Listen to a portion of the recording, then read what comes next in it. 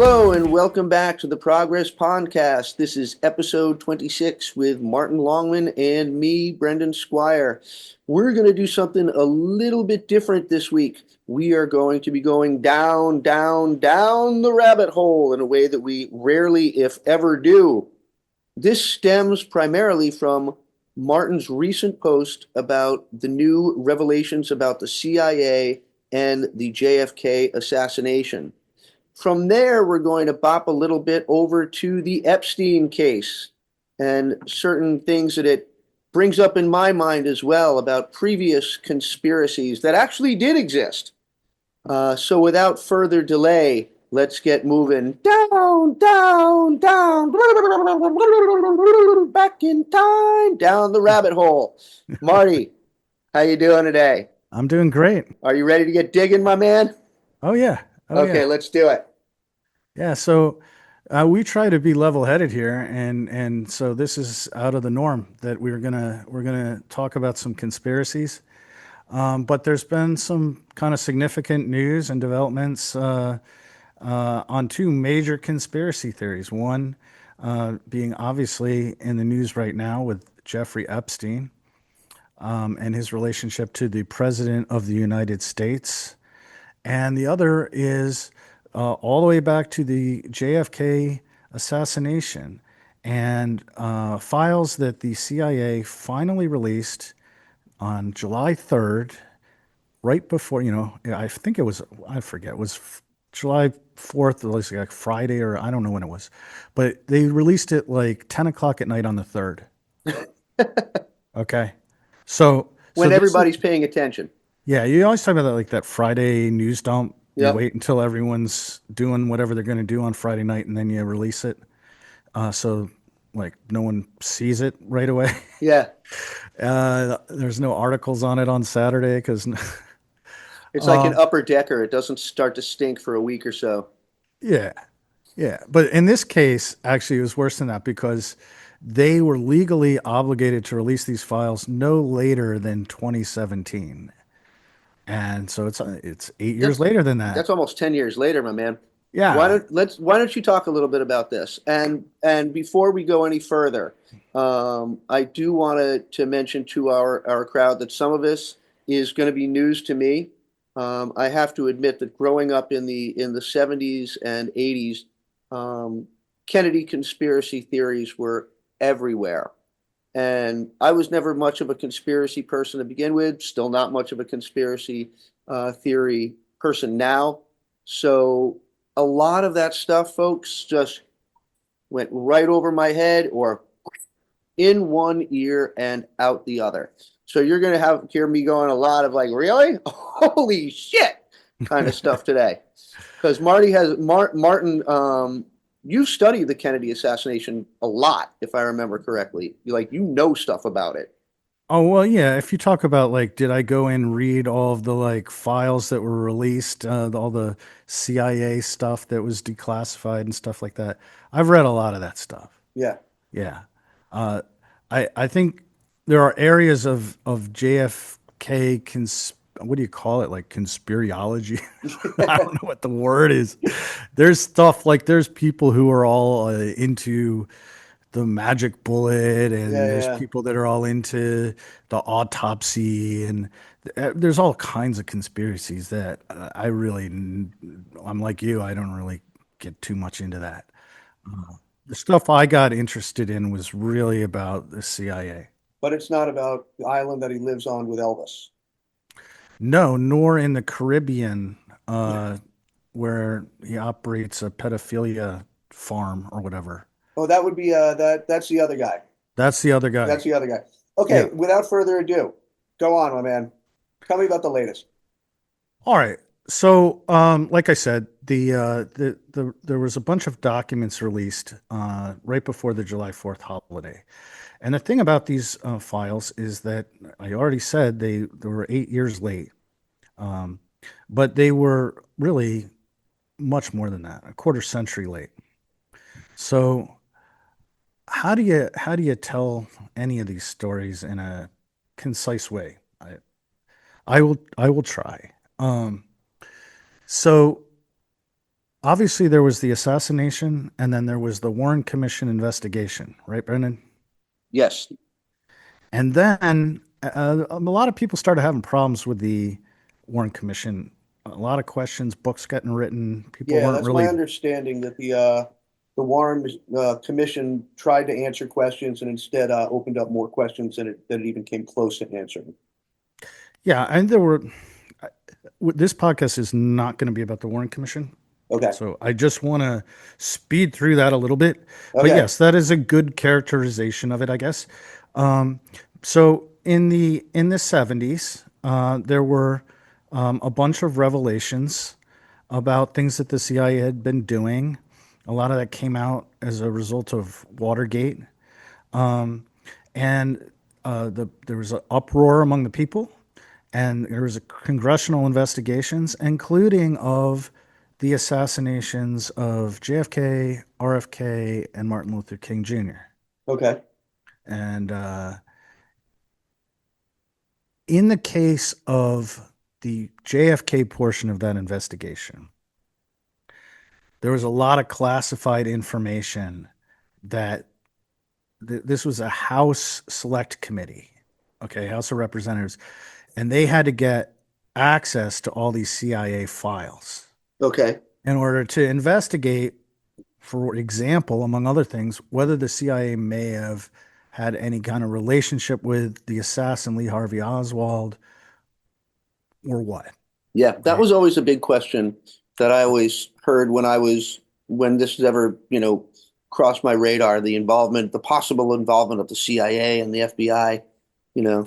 Yeah, let me pause here because I kind of assume everyone knows the whole story of the assassination, but I will pause here to say that Lee Harvey Oswald, who is the guy who is presumed to be the assassin, was a very unusual guy. I mean, he joined the army, he was stationed in Japan, and then he left and defected to the Soviet Union. Hmm. And he spent like, I forget exactly how long he spent there, a couple of years, uh, 2, 3 years. And then he got married to a Russian woman and got permission to come back to the United States with his Russian wife, which is this is very unusual stuff, right? Like Yeah, yeah, people were there, they called it the Iron Curtain because the Russians didn't let people leave, yeah. That right? was the So, but whole they're like, thing. yeah, yeah, yeah, take your wife, right? So, and we're like, okay, welcome back, from the military defector to the Soviet Union. Heck, hi, welcome back. It's the height of the Cold War. We'd love to Yeah, have you back. Come on in. you're not suspicious Is it you're not all? suspicious at all, dude. No, right? We're not going to keep an eye on you. Bring your wooden horse with you. Yeah, right. So, so yeah, I mean, the CIA, like at a minimum, should have been watching this guy, keeping an eye on him, right? Yeah. And they were, and so was the FBI, but they weren't real open about that at the time. Anyway, so let's get to the meat of the story, right? Yeah. This House Select Committee needed files from the CIA, and the CIA obviously doesn't want to declassify and just hand stuff over. Like they're reluctant to do that, and they want to have control of the process. Industry secrets. That's right. And but they had to do it, and they did this in 1978. The investigation had been going on a little while, and they started Congress started to ask some nosy questions, let's say, and so they brought this guy out, George Joannides. He's a Greek guy. He had been stationed in Athens for most of his career, and he came in and he became the liaison to Congress. So these investigators on the select committee would ask for certain documents. Do you have any stuff on this CIA officer? Like, can we see his personnel file? Something like that. Yeah. And they had a person who was responsible go find that information for them. Or Okay. right. And So, that's and so that's they our put this guy George Joannides in charge of that. so he's the liaison to get the information. Yeah, I All mean, right. right. They bring him in. So then one of the things they wanted to know, and I need your Spanish for this, Okay. because I don't know how to say it right. But there was a group down in Florida of Cuban exiles. They were students that had gone to like university in Havana. Would this So be the Directorio Revolucionario Estudiantil, the DRE?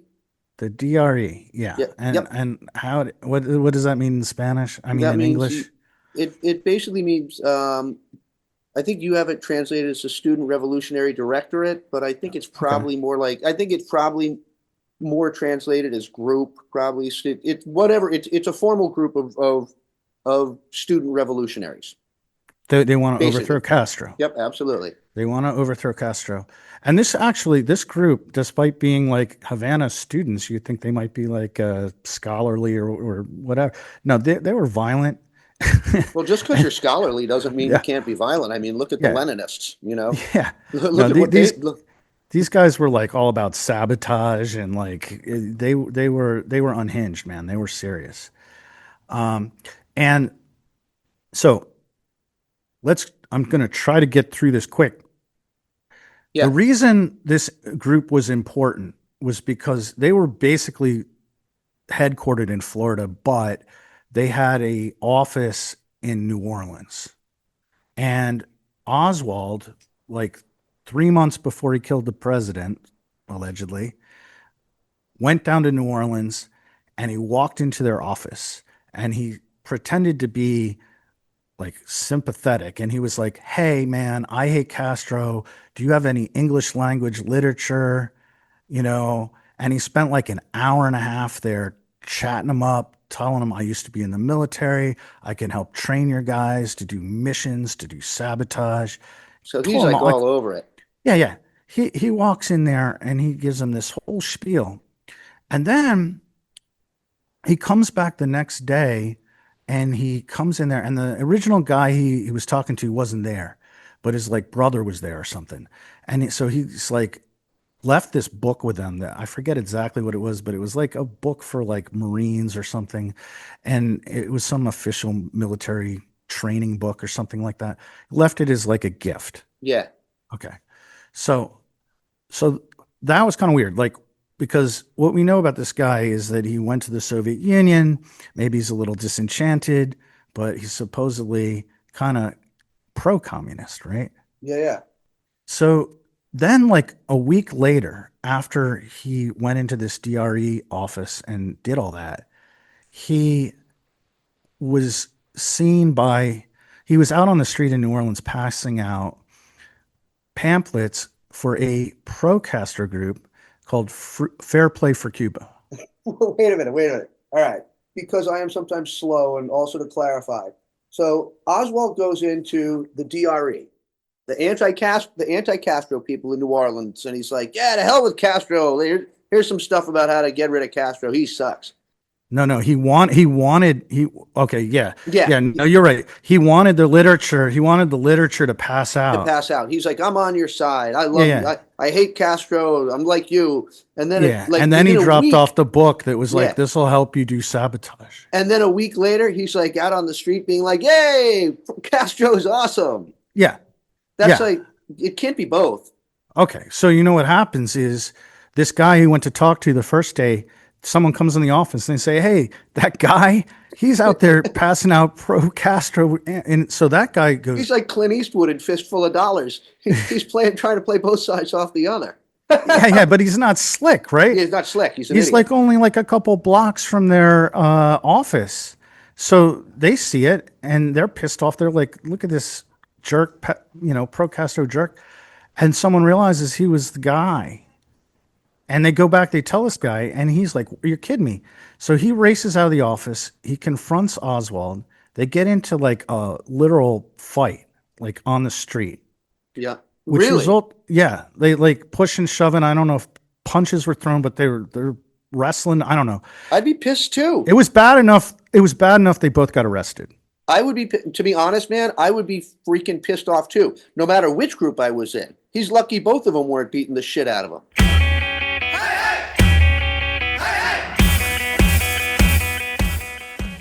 Hi, folks. It's Brendan. Thanks for listening to the Progess Pondcast. If you like what you hear, we'd love your support. Liking, sharing, and subscribing is great, but the best way to keep us afloat?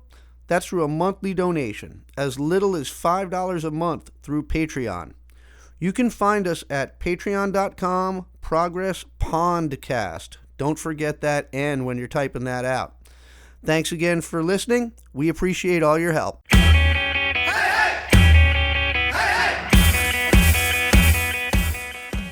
Yeah.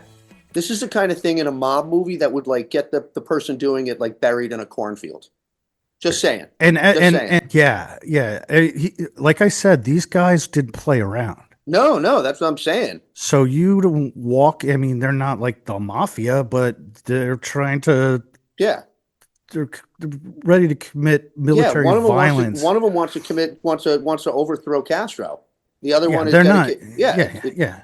So you don't walk into their office and play them like that. No. Then the guy wasn't having it. So he went out there and he started to throw down. Anyway. Yeah. So what happens next is, all right, they get bailed out and somehow they wind up agreeing to do a radio show together. Are you with me on this? Now they're like, okay, how about you go on the radio, Oswald, and we'll debate whether Castro's a good guy or a bad guy. All right. That's weird. Yeah. But it actually happens, right? So the DRE, they make sure to get a recording of this and they send it around. And they're like, look, this is what the Fair Play for Cuba people are doing. And they're garbage and all this stuff. Yeah. They send it to the New York Times. They send it to all these people. And they're using Oswald as like this example. Okay? Yeah. So that's weird, right? All of this is weird. Yeah. And then so there's a whole lot more about what happens between this point and when Kennedy is killed. People wanted to know after the assassination. They knew about this stuff that happened in New Orleans, and it was weird. And they knew that the DRE was controlled by the CIA. Okay. And they interviewed, like the Warren Commission, all these people, they interviewed members of the DRE, and they didn't lie. They were like, yeah.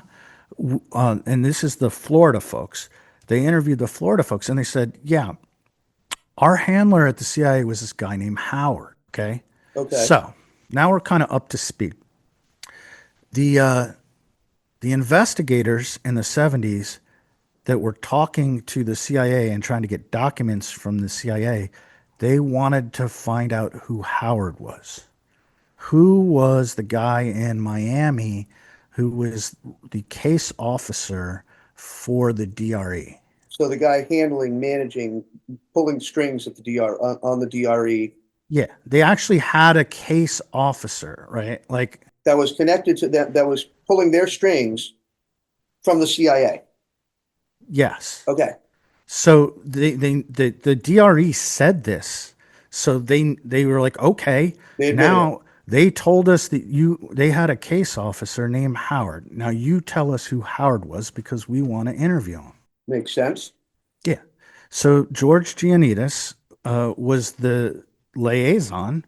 And so his job now is to go look in the CIA files and figure out who Howard was. These guys aren't going to use their real name, right? Yeah. But they're going to know who's running the DRE. Yeah. They're going to know who is using Howard as an alias. And there were files. So he goes in, he does his due diligence, he searches around, and he comes back and he says, there is no Howard. There was no case officer for the DRE. I can't find anything. Okay. All right. So let's flash forward now. Now that's interesting though, because the DRE has already said that they had a handler, and the CIA said that they had a handler. Am I correct? No, the CIA never said anything initially one way or the other. All right. But then after he went and did his search, he came back and said they didn't have a case officer. Okay, got it. And that there was no Howard, and that there was no records of anybody. And the Miami office, which was called Jam Wave, of anybody who used that as an alias.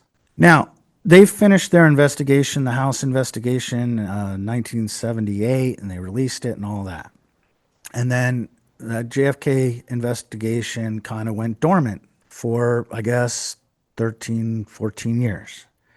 But then Oliver Stone came out with the JFK movie, and I think it was 1991. You remember that movie, right? I vaguely remember it, but as I said at the beginning of the podcast, the so much of the JFK stuff didn't interest me. It never really intrigued me. That, to be honest, man, I remember that movie being everywhere, but I honestly can't remember if I saw it or not. And if I did, it didn't leave much of an impression on me. But that's just me. But Yeah, this is no. all the as But we're going to be. it was a big deal. Oh, it was a huge deal. It won Yeah, Academy Awards. It was all over the yeah. place. It, Yeah, it was, absolutely. yeah.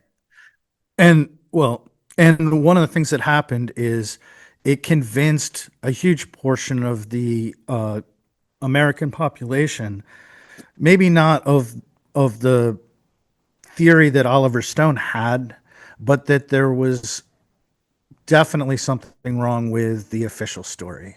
Uh-huh. And and so as a result, Congress, like almost unanimously, decided to pass a law to to speed up the declassification of all JFK assassination related materials. And they basically put a hard deadline of 25 years on it. So basically, they passed this thing in 92 Yep. and they started declassifying stuff right away. By 1998, there was a lot of stuff that I was already looking at, but but they had to be done by 2017 under the law. Okay, Okay.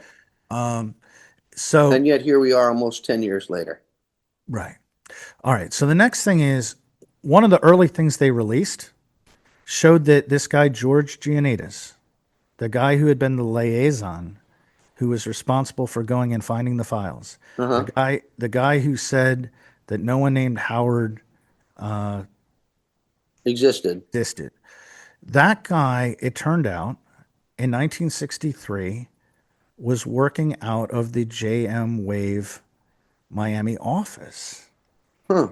and had responsibility for psychological warfare against the Cubans. Huh. Okay. So right away, people put two and two together and they say, well, this guy has to know who was running the DRE at the time. And yet he's like, I have no file, nothing. Yeah. And even they suspected that he might be the guy that was running the DRE, right? Yep. So immediately they start asking for his personnel file, but the CIA won't release it. And they won't release it in 1998. They won't release it in 2005. They go all the way to the deadline in 2017. Almost everything got released in 2017. There's a small enough stuff that hadn't been released that you could like itemize it. And one of Like them that. is who is Howard. One of them is George Giannidis's personnel file. Oh. That's what came out on July 3rd of this year, 8 years late, after a quarter century of people trying to get information on it. And when it came out, it turns out one of the things it said was that, yes, he was the case officer for the DRE. So Georgianitis was Yes, Howard. he was Howard. Well, but as for him being Howard, there was another thing in there authorizing him, actually instructing him to go get a Washington, D.C. permit in the name of a guy named Howard as his cover for when he went to Miami. Oh my gosh. So, I told you he came from Greece or Yep. somewhere like that. And okay, you're being reassigned to Miami. You're going to be Howard. Go get your permit as part of your cover. That's in his file. So he said there was no one using Howard as a cover name. No one was their case officer. He was their case officer. And what's crazy about that is how risky it was Oh, it's so risky. By the way, there's a comedy show that was on Netflix a couple of years ago. I think you should leave. I want to bring this up real quick, and then we'll go on about the George Ioannidis thing. Okay. I want to make the comparison. So, so let me just go over this because I am slow and I am dumb sometimes. The CIA was telling the House there was no such person as Howard. And in fact, they assigned George Ioannidis to the CIA, sort of this George guy, to go through the files and identify who Howard Yeah. was. George comes back and says, there is no Howard. I don't know what you're talking about. There's nothing there. There was never any such thing. And then it turns Yeah. out on July 3rd, 2025, that Yeah. George was Howard the entire time. That's what you're saying, right? That's right. That's what I'm saying. Okay, I'm thinking of so there was this sketch comedy show on, I think it was on Netflix, called You Should Leave, with this comedian named Tim Robinson. He was like the main guy. And there's this one sketch in one of the first episodes of this where basically a guy driving an Oscar Mayer Wienermobile completely crashes into some company's corporate meeting, and everything is destroyed. And Tim Robinson appears out of nowhere wearing a hot dog costume, and he's going Uh-huh. around going, "Who could have done this? We need to find out who did this. Who could Yeah. have possibly done such a thing?" What a tragedy. And that's what I'm seeing in my head right now is Tim Robinson in the hot dog costume. Yeah. There's no Howard. I have no idea. Right. Yeah. And so what is that? I mean, what does it tell you though, Bren? What does it tell you that they would the House starts asking questions about the DRE because of Oswald's weird behavior in New Orleans. And they want to know who the case officer is. And all of a sudden the CIA says, "Oh, here, this guy will help you figure it out." It's like And who do they the send? guy. It's like the Meaning of Life scene. You've seen the movie Meaning of Life with Sure I Monty have. Python. There's Yeah. a scene with the two guys in Africa, and they're like, "Look, a tiger," and they're in a costume. They're both in a tiger costume. What are you doing in a tiger? Oh, this? No. And they're like, there's some guy has had his leg bitten off by a tiger, and he's like, I don't care what they're doing in the bushes. Have they got my leg? They're like, they deny flatly having a leg until there's finally guns pointed out, and they're like, oh, a leg. You mean a leg? Yeah, we might have seen a leg Yeah, when you put it that way. that way. Yeah. Right. Oh Well, they my got God. away with this though, right? They got away with this because when I first told you about this, your kind of attitude was like, "Well, who cares? No one's going to Yeah, pay any that, price for it." yep. So they got away with it, you know. You're absolutely right about that. But keep going because I have a little tie in a minute. Well, I'm just going to say, look, this isn't like solving the mysteries of the JFK assassination or anything like that. But what it is doing is it's an example of, I mean, if you're really focused on the JFK thing, it's like, whoa, this is a major smoking gun. Yeah. There's something that the CIA was so desperate to hide about their relationship with Oswald prior to the assassination Yep. that they went and took this insane risk and then refused to declassify this stuff for, I mean, well, they Quarter century. a quarter century since people were kind of onto them. Yeah. Quarter century since the 70s. And then they do it in like the dead of night before a national holiday, like 8 years late. Right. And While everything else is going completely crazy around them and things are like certainly liable to get lost in the noise.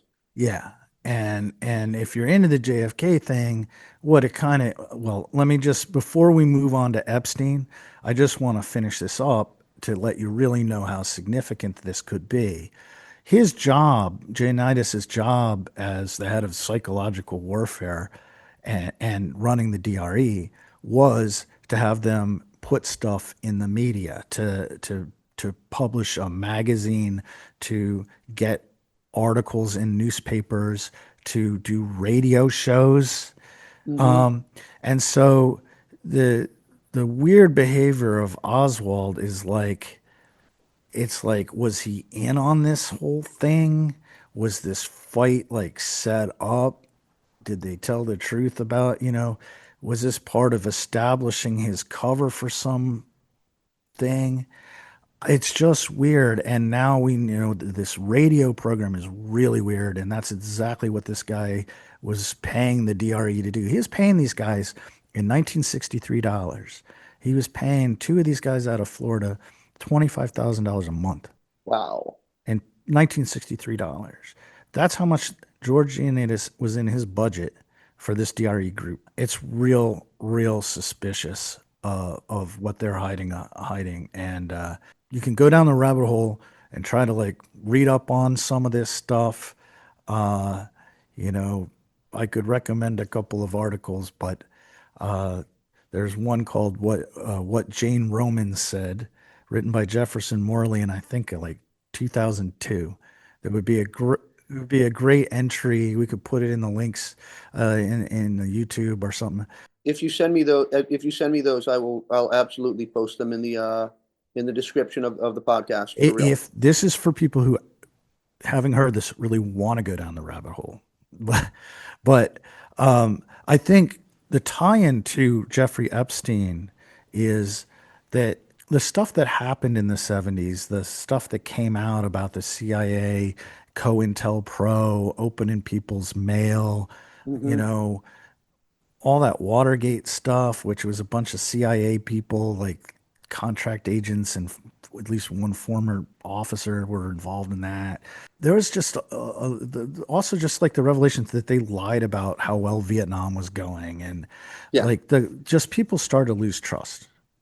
Well, You know, you can see just as much of that today. People have lost a lot of trust. but that was like the beginning. Yeah, That that was was the the beginning. beginning. Yeah. Where people started to go, the government's saying something, but I don't believe them. Yeah.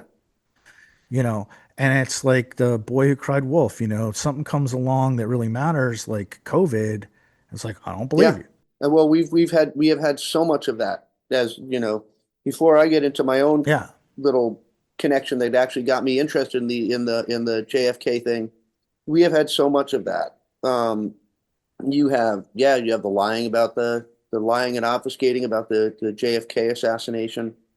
Um, Hmm. for me, of course, that a lot of that went over my head. My first real experience with "you are fucking lying to me, you are lying and I know it" was, I mean, I could say the Iraq War of the Bush Senior's Iraq War, which I always thought was predicated on bullshit. I didn't know what the fuck was going on with that, but certainly with the weapons of mass destruction in Iraq, which absolutely did not exist, and it was just nothing but Right. lies.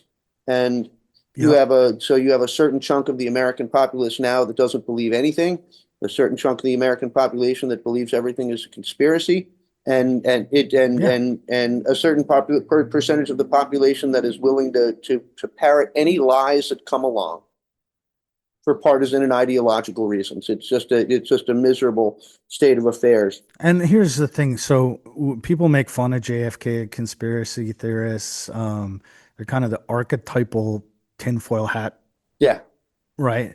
yeah, Um, for real. but there's a real conspiracy. I'm not saying what it means because Yeah. I don't necessarily know, but people did not want to tell the truth. Well, that's the They did thing is not want to tell the truth, and people picked up on it. So there's good conspiracy theories and bad conspiracy theories. And it's like the saying, just because I'm paranoid doesn't mean there aren't people after me.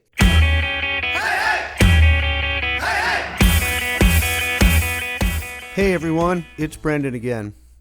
If you're like me, and I know I am, you enjoy getting an honest take on the news. That's why you listen to the Progess Pondcast. But I'm not just one of the hosts. I'm the guy behind the curtain doing the edits and cuts and everything else that keeps the podcast going. And I'm asking for your support on Patreon. For as little as $5 a month, you won't just help us grow our audience. You'll help update and maintain our equipment.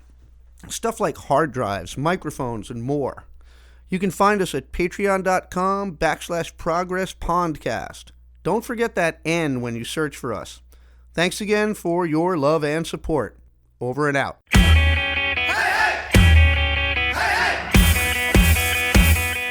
Yeah, right. Like I don't know You know, what's happening, but something's happening. something's going on. And the Epstein thing is related because in this case, you have kind of equal tinfoil hat nutters. Oh The, my the, God. the people who are part of the Pizzagate thing and the pet and the QAnon and everything in the world is run by some secret pedophilia cabal, right? Yep. And they're all covering this up. And so So, that's kind of nutty, but let's look at what they actually covered up. And we're going to go back to what was it, 2006 in Florida? I think so. Yeah. A So, guy named Alex Acosta. yeah. So I'm going to jump into how I got there. Okay. So, as I mentioned at the beginning of the show, I'm not much for conspiracy theories. Um, the Epstein stuff I've always figured was bad, that there's a lot of smoke, but I didn't, quite follow it that closely. I still don't follow it that closely, to be completely honest. But as you know, I'm more concerned with stuff that can actually, that is actually going on in the open, and I don't have to decide whether it's real or if there's, a cabal of, secret Jewish Democrat elitists from who are lizard people controlling the world to get to the heart of it. But I've been watching the freak out over the Epstein thing, and Trump throwing out these just absolutely crazed, flailing tweets. And there was so much of it that seemed just so, some of it just seemed like really wrong about his response. And it was just like, I think we've all seen that MAGA is not really accepting the story that Trump is putting out right now. He kind of Yeah, pulled the rug out from under them after sure. 8 years, 10 years even of telling them about this, conspiracy on Epstein's Island, and that there was a black book of all these people that were involved in being pedophiles and all this, And trying to implicate Bill Clinton implicating Bill was, Clinton and yeah, Bill Gates and all these other people, and that Trump and his Justice Department were going to get to the bottom of this. yeah, And very important members of his entourage and who are now have positions of power in his administration, Kash Patel, Don Bongino, Pam Bondi, they were all saying this over and over again. Pam was asked about it. She said she had files on her desk ready to review. They sent out a bunch of MAGA influencers at one point for a photo op carrying these binders, yep, actual binders that said Epstein investigation phase 1. right. And then, But then they looked at it and they were like, this is all stuff yeah, that's already been released. so they looked at it and said, "This is already stuff that's going to be released. What's going on?" And the response of the administration was, they literally, without softening them up like they do with the other things, without softening anybody up for it, they said, "No, no, no. There's no such thing. There were never any files to begin with." And Trump pushes it further by saying that anybody who still believes that is stupid. He doesn't want their support, and they're doing the Democrats' work for them, Yeah, literally rubbing their face in shit. right. And But we got to back up. but we got to back up. Yeah, So because there's a reason that people believe some of this stuff, and hey, some of it might actually be real because, as you said, there are good conspiracies and there are bad conspiracies. And we all know for a fact that Epstein was in fact convicted for sexual misconduct. So I think they batted it down to like soliciting prostitution or something, but that was because he got a sweetheart deal.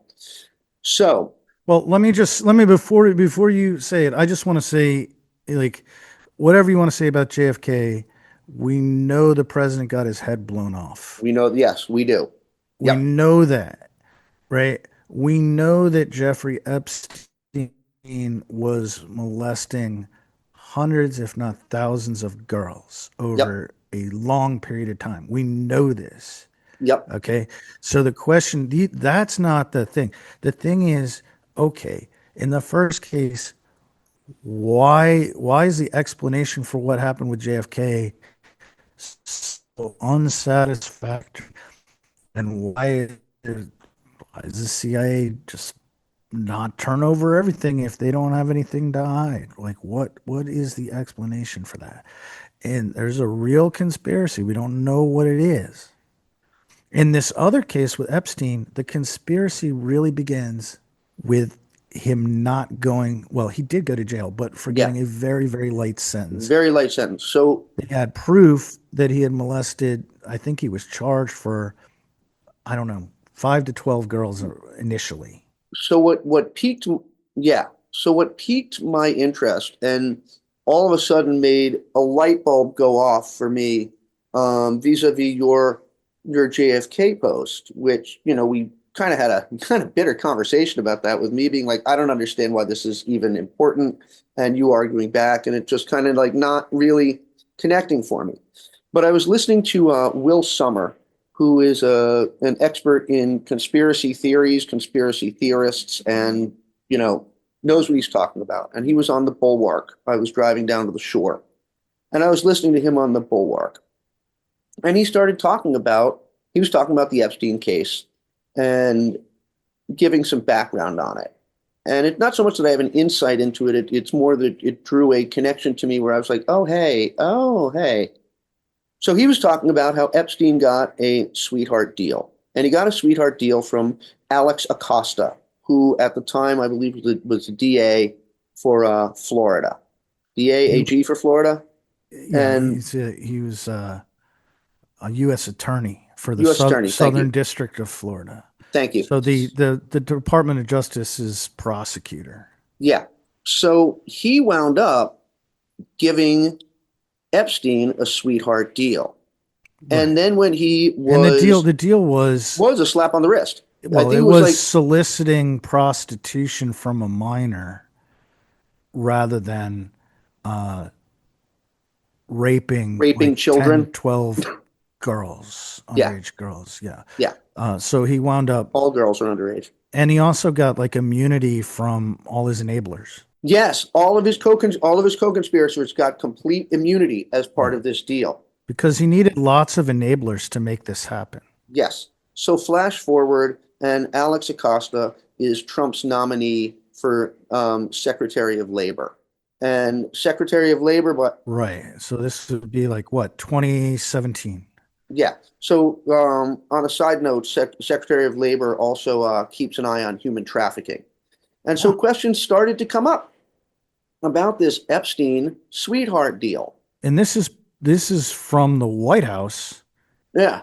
Before they wanted to get answers from him as part of the vetting process before they even announced him. Right.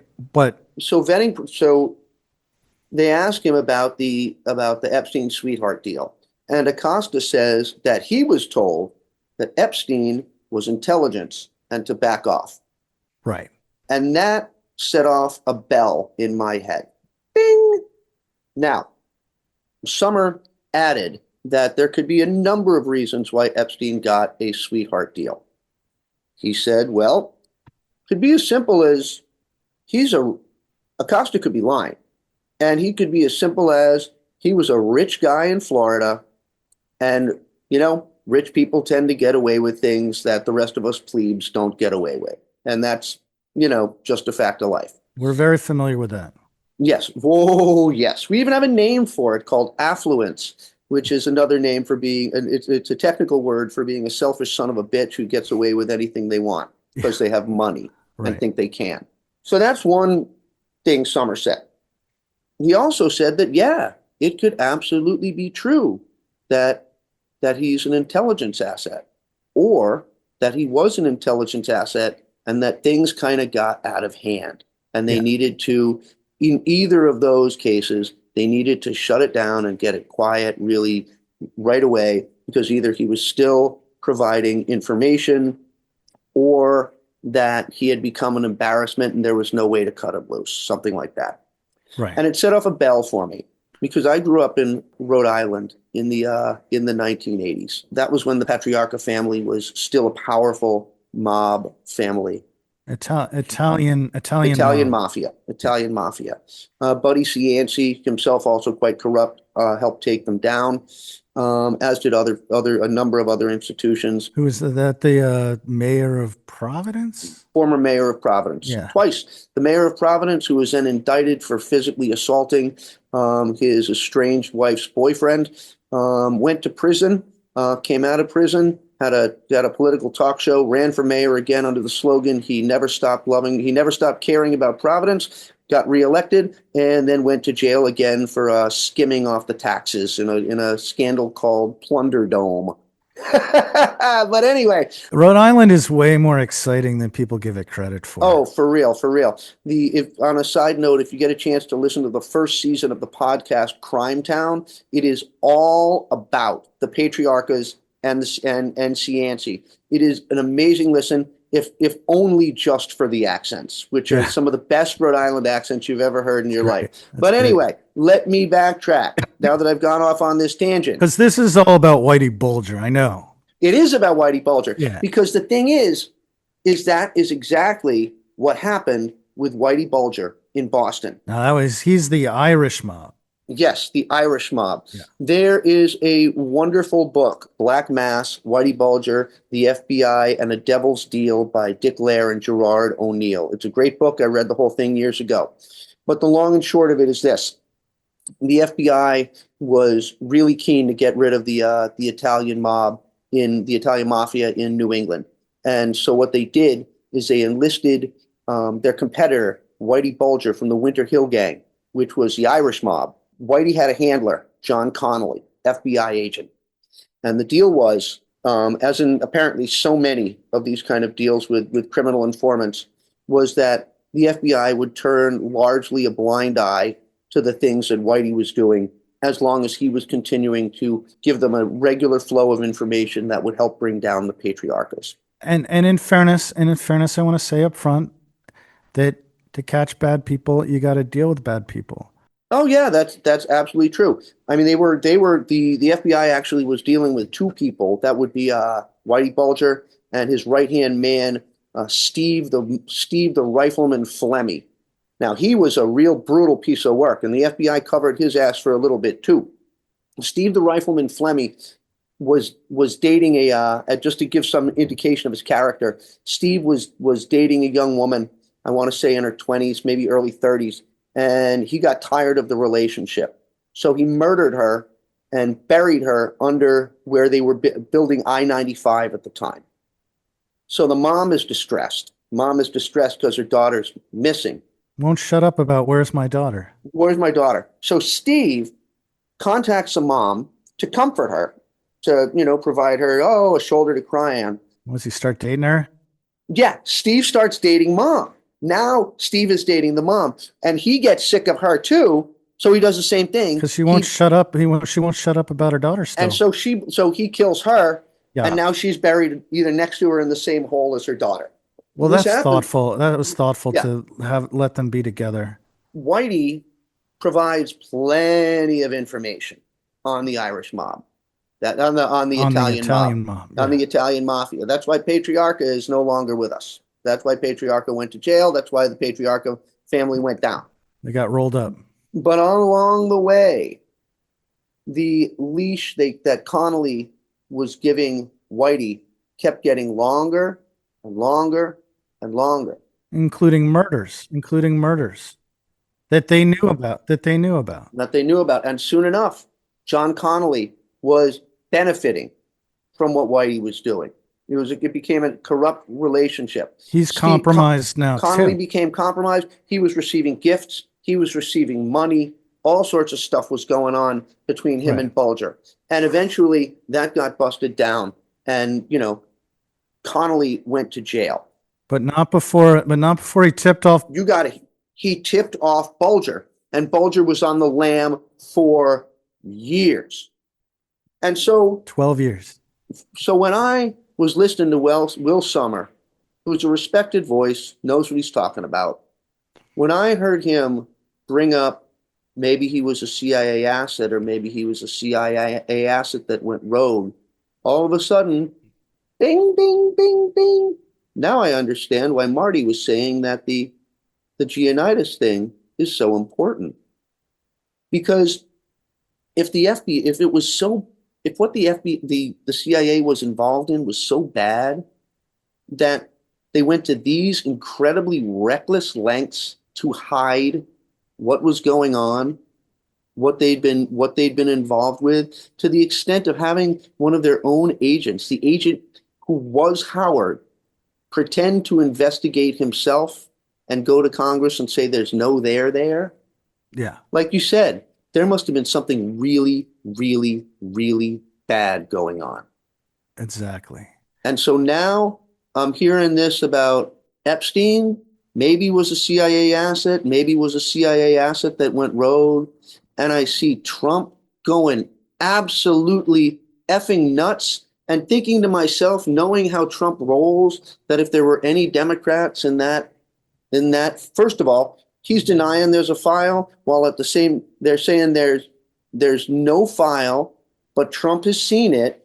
Everything in that file is fake. It was written by Obama, Biden, and Hillary Clinton, but it doesn't exist anyway.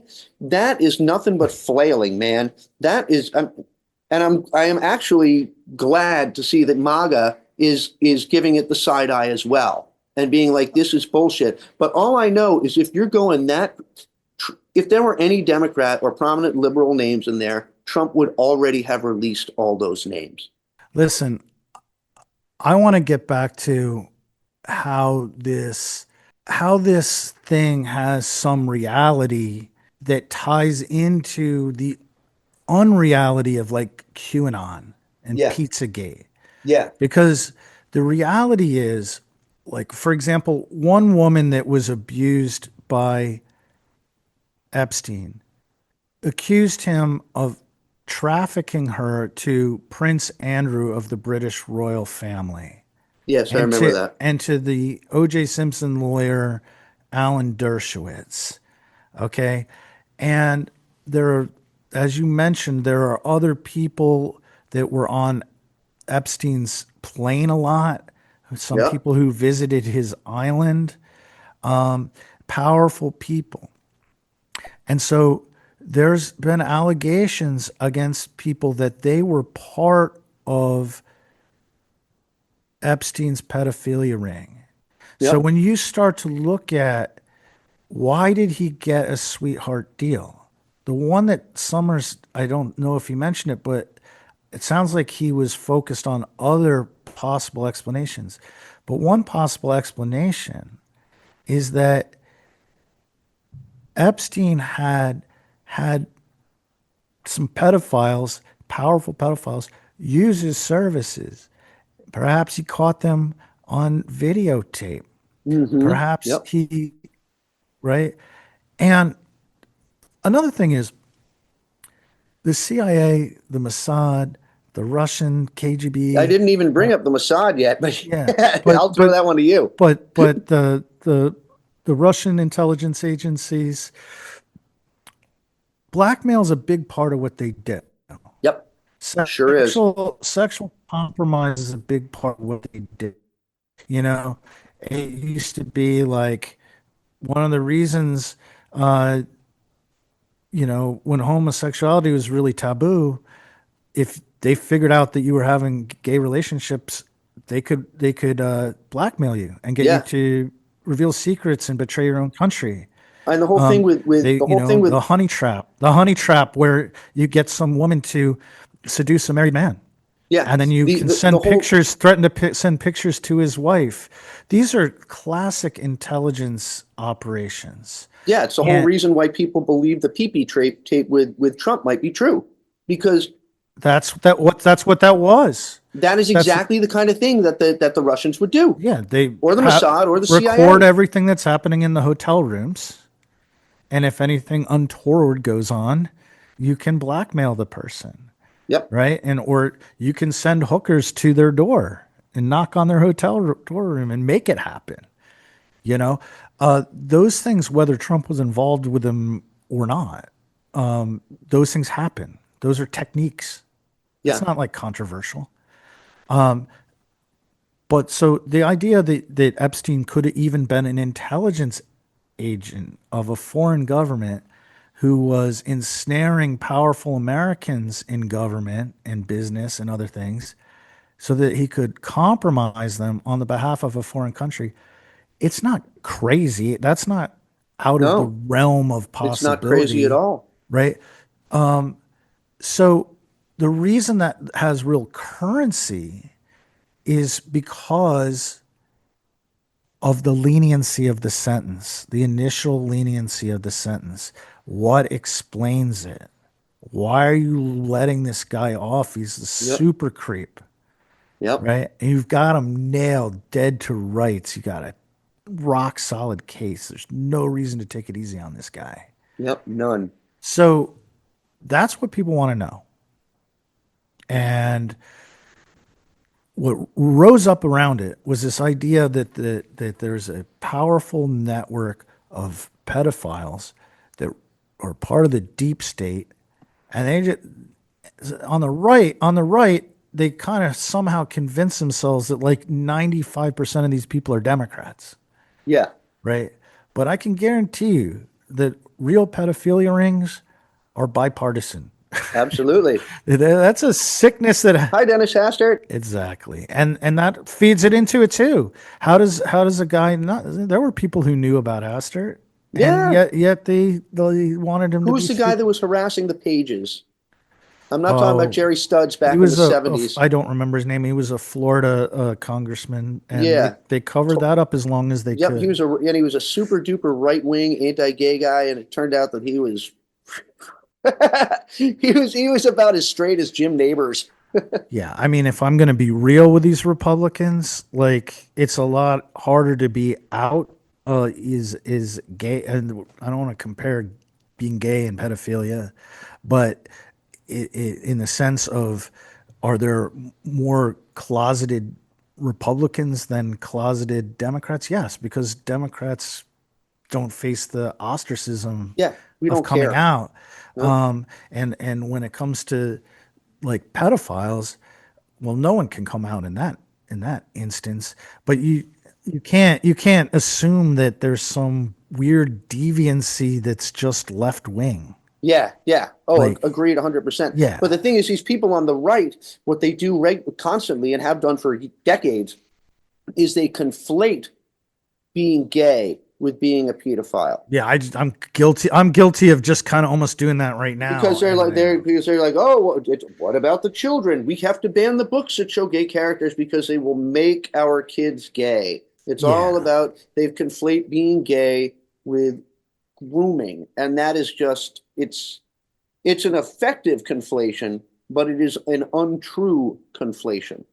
and also, I don't know. Most of the people that have been implicated in the Epstein thing were girls that he was interested in. I don't know. Yeah. I Yep. know his partner, Ghislaine Ghislaine, Maxwell, got involved in some of these trysts or whatever you want to call them, rapes. I guess I would call them rapes. rapes, I think I'd go with rapes. rapes. She was part of some of these rapes, but yeah, it's not about gay, and it's not about Democrats. Yeah. Well, any more than it is about Republicans, you know.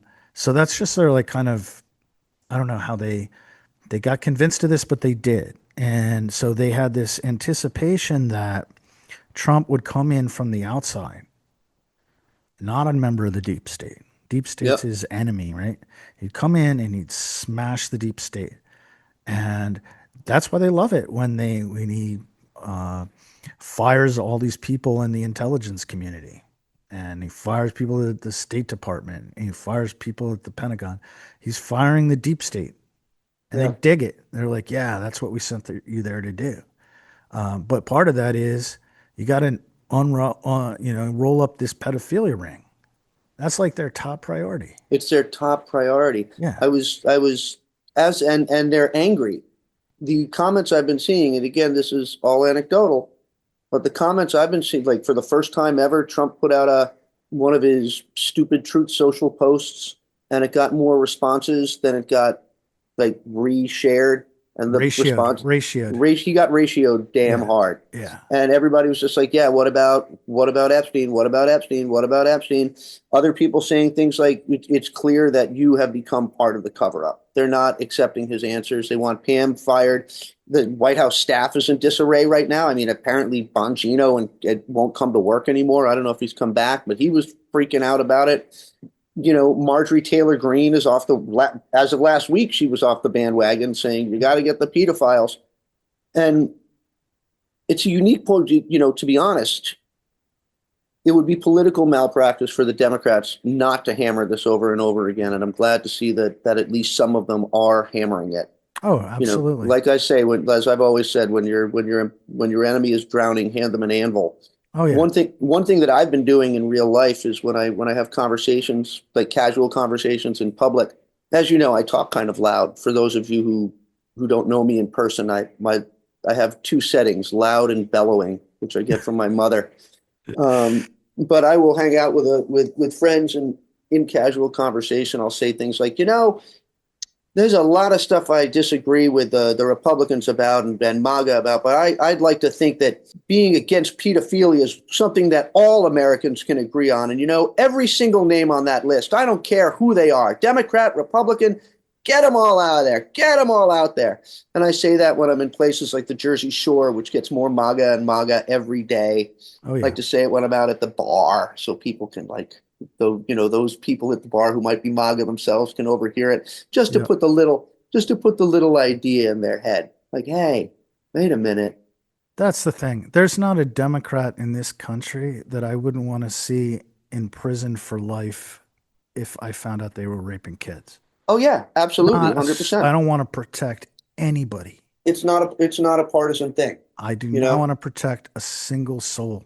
And I'll tell you, man, that I'd love it if there were a so-called client list that that you could use to expose pedophiles. That would be wonderful. And that's what Pam Bondi said she had on her desk and she was looking at, and then turned around and said didn't exist. Which does remind me of Johnnidas saying, "What, Howard? He doesn't exist," right? Like at first they probably were like, "Oh yeah, there was somebody down there. I'll figure out who it was," and then they're like, "Oh, there was no one down there." Yeah, exactly. It's the same thing. Doesn't exist. Yeah, we got these files. It's the same thing, right? It's the same thing. Only in this case, we found out right away. Like this time, we didn't have to wait 40 years. Not only did we find out right away, it was delivered to the base that was demanding it with a "fuck you." Oh yeah, like take this shit burger and eat it. Yeah, eat it, and then shut up. Yep. Yeah. It's fucking great. But what all this stuff has in common though is it's people don't believe anything anymore. Yeah, okay? I know. They don't believe the government anymore. And we can talk about, disinformation, like Putin putting out disinformation to deceive people and confuse people. He certainly does that to his own population, and he's done it to our population as well. And you can talk about AI, which is definitely blurring like reality for people and making it really hard to figure out what's real and what's not. Oh yeah, absolutely. Right. But also some of this stuff just goes back decades of the government lying about really big stuff. Yep. And now you have a certain segment of the population, and this is the way Trump got reelected, because this man was arrested. He was convicted. He was convicted in criminal court, civil court, right? Well, he wasn't convicted in criminal court. He should have been, but Supreme Court, no matter all that, he's still walking around free. But the evidence was overwhelming. Yep. All the lies he told about January 6th, none of that would have been possible if people had a basic trust in media institutions. Yeah, that's true. We have no Cronkite anymore. You brought up the weapons of mass destruction, And I know from interacting with you that the damage that that did for your trust in the New York Times, they'll never get your trust back, They will never get my trust back. right? That I don't want to tangent off too hard because we have limited time. But they've defunded Trump and his Republicans have defunded public media, the Corporation for Public Broadcasting and NPR.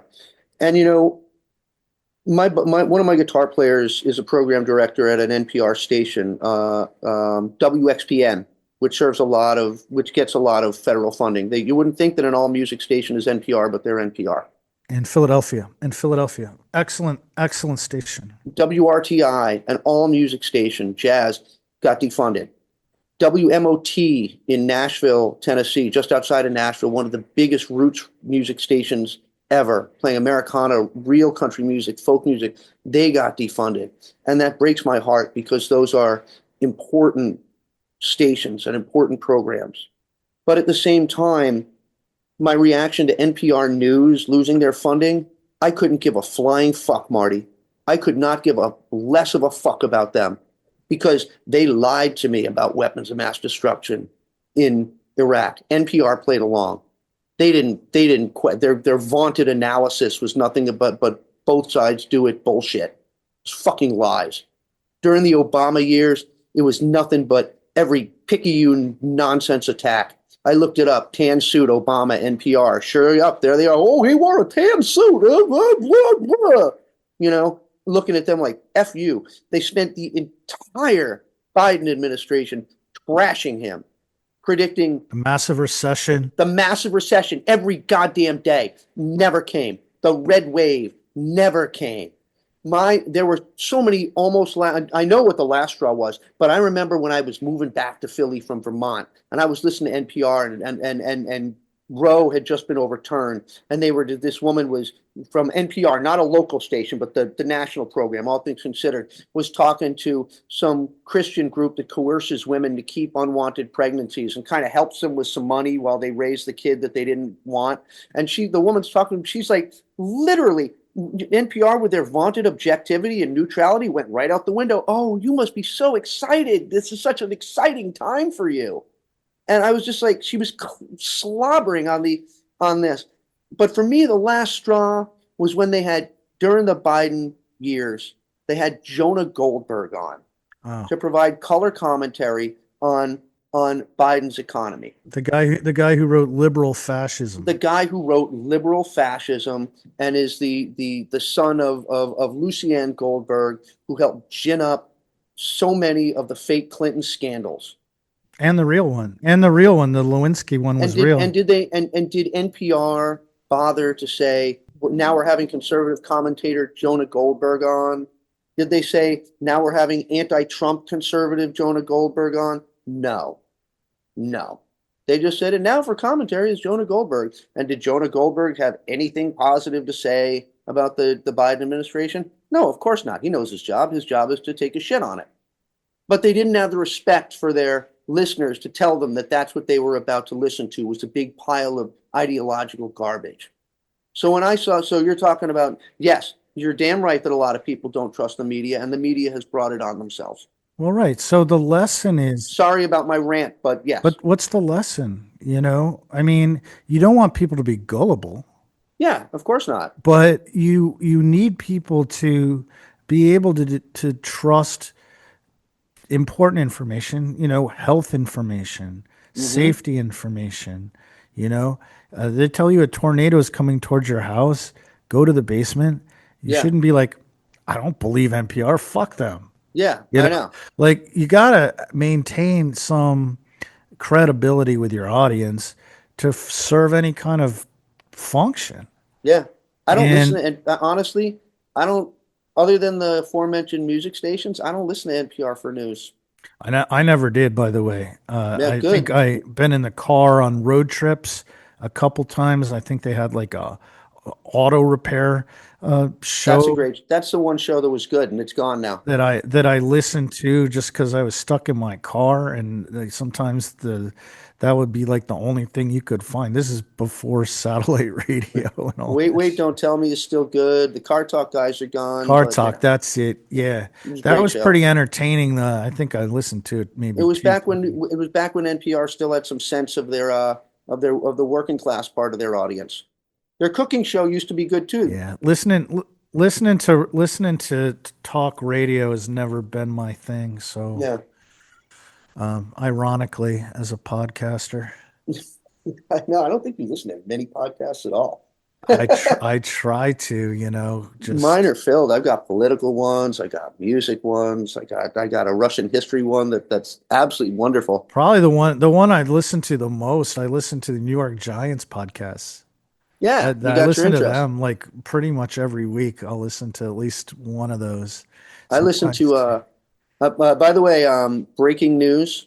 Ozzy has just died Ozzy, while we're podcasting. Ozzy Osbourne has just died. Ozzy Osbourne. Ozzy Oh, Osbourne has just died. And I should have known when you just gave me one name. when yeah, but I was like Ozzy and Harriet. What is? one of my regular one of my regular non-political podcasts, a wonderful show called Middle-Aged Metalheads.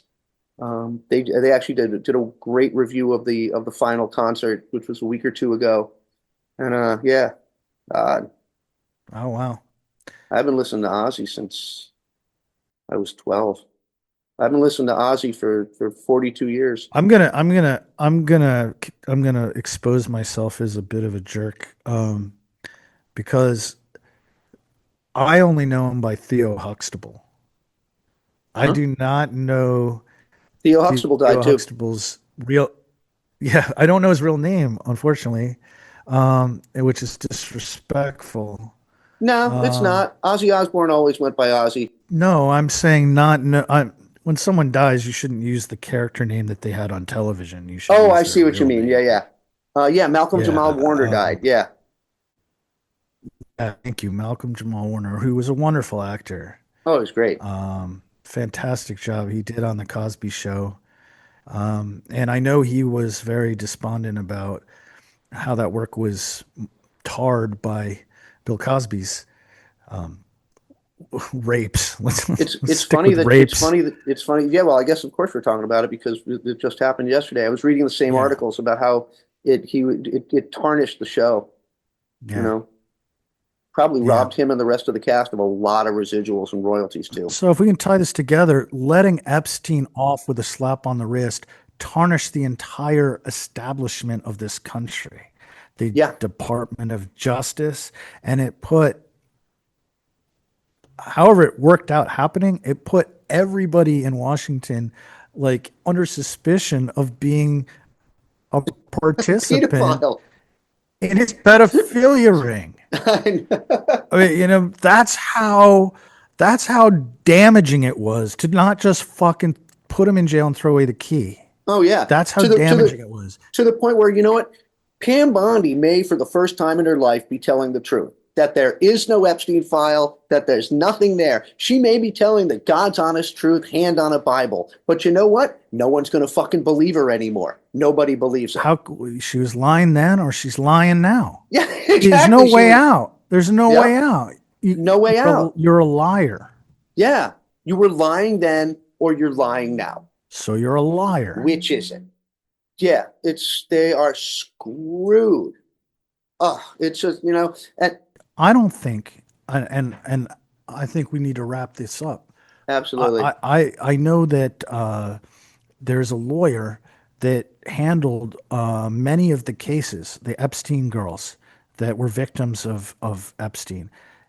He handled many of their cases. And so he has seen all the depositions and he has been part of these court cases over 20 years. And he has talked to many women. He knows much more than has ever come out in court.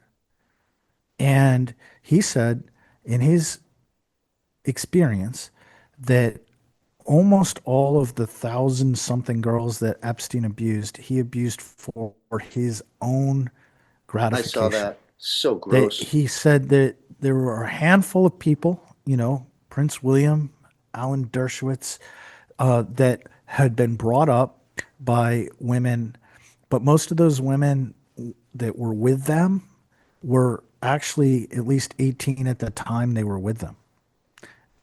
They may have been getting abused by Epstein before that they were 18. Hmm. But he basically said, look, in my experience, there was no, say, like intelligence operation where he was ensnaring people. And that Epstein didn't treat this like a business where he was selling girls or farming girls out. Okay. Like there were examples Yeah. where somebody partook of all the young girls that were around. But he said, I don't think there's a client list because if you want to call him a client, it would be short enough, the list would be short enough he could keep it in his head. Yeah. Not to mention, it would be deeply incriminating to keep a list like that. Yeah. So the story is about Epstein being a massive pedophile that people protected. And we haven't even touched upon the fact that, there's a whole chunk of time missing from his so-called suicide, and I'm going to have to put it in quotes now, from his jail cell. Yeah, I You mean, know, there are elements to this that are legit. You know, I can tell you this. I have questions. I got The questions. first thing that happened when he went to jail in 2000, whatever it was, 17, when Yeah, yeah, he got arrested again, maybe it was 2019. He got arrested again. The first thing I said was, he's going to die. Someone's going to yeah. kill him. And the reason I said that, though, I remember that conversation actually. is because I actually believed and like I didn't look in. I was like you with JFK. I didn't really look into this, but I saw, oh, he's been accused of doing this with Prince Andrew and these other people, and therefore there's something there, and like there are powerful people that want would Want want him him to be dead. killed and would have the like wherewithal to make it happen, you know. And so I said, as soon as he was arrested the second time, I said, he's going to die in prison. And then he died in prison. And I'm like, look, I said that was going to Yeah. happen, you know, The minute he was arrested, I had no doubt that we would never see that man again alive. because for the same reason, right? You Yeah, for the assumed same that reason. a lot of that pedophilia ring stuff was true, or it was Well, because it much wasn't. more Yes, pervasive. and especially, was Trump in office then? My memory is Yes, always, yes. He was yeah. in office when he died. Yeah, Yeah. and considering that there's been so much speculation about Trump being on the list and Trump's name and his connections with it. I mean, everybody knew about his connections with Epstein. Even the fucking weirdos who supported him knew about the connection with Epstein. They were just like, "Oh, he's fighting it from the inside." That's what we're telling ourselves because Yeah. those Or pictures of him and it's Epstein like, were oh, every. he cut it off before he was arrested the first time, which Yeah. is true.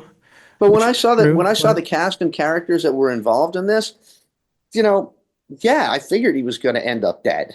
yeah. You know, So when it happens, you're like, oh, well, he must have been murdered, yeah. right? And maybe he was. I don't know, Yeah. but I don't know. There's a bunch of tape missing, apparently. yeah. But the point is, when you don't tell the truth, then people are going to believe the worst, Yep.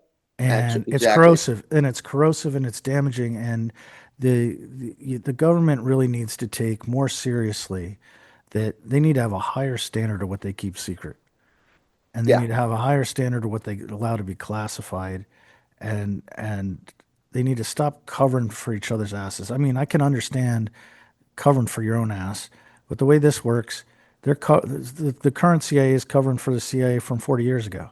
Yeah. I Why are know. you doing that? Yeah. Right? I You know. already lost all your credibility on this issue, right? You're eventually going to release it, and it's going to be worse. That's what happened. Not protecting your institution, right? Yep. So, And it's the hey, same thing.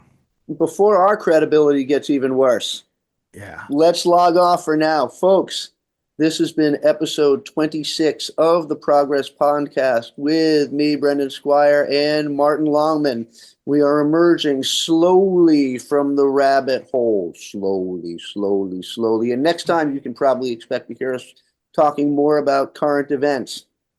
In the meantime, our music is provided by the magnificent Royal Hounds from Nashville, Tennessee.